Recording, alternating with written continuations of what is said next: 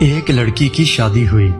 شادی کی پہلی رات دولہا کھانے کا بڑا سا تھال لے کر کمرے میں داخل ہوا۔ کھانے سے بڑی بہترین خوشبو آ رہی تھی۔ کہنے لگا آؤ کھانا کھاتے ہیں۔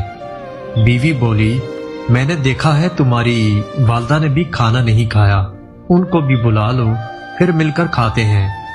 شوہر نے کہا وہ سو گئی ہوں گی، انہیں چھوڑو ہم دونوں کھاتے ہیں۔ بیوی اقرار کرتی رہی پر وہ اسی بات پر بضد رہا کہ امی کو رہنے دو۔ جب بیوی نے شوہر کا یہ رویہ دیکھا تو اسی وقت طلاق کا مطالبہ کر دیا۔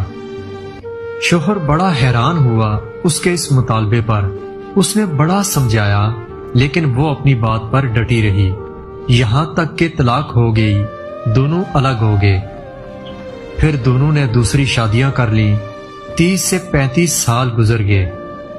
عورت کے بیٹے ہوئے، بہت محبت کرنے والے، ماں کا خیال رکھنے والے، بہت آسودہ حال تھی وہ۔ اس نے ارادہ کیا کہ حج کرنا چاہیے۔ سفر کے دوران اس کے بیٹے اسے کسی ملکہ کی طرح پیش آ رہے تھے، پاؤں زمین پر نہ لگنے دیتے تھے۔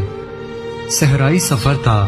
راستے میں ایک آدمی پر نظر پڑی جو بہت بری حالت میں، بھوکا پیاسا، کھچڑی بال، کپڑے پرانے۔ اس عورت نے بیٹوں سے کہا جاؤ دیکھو کون مسافر ہے، اسے اٹھاؤ، منہ ہاتھ دھلا کر کھانا کھلاؤ، پانی پلاؤ۔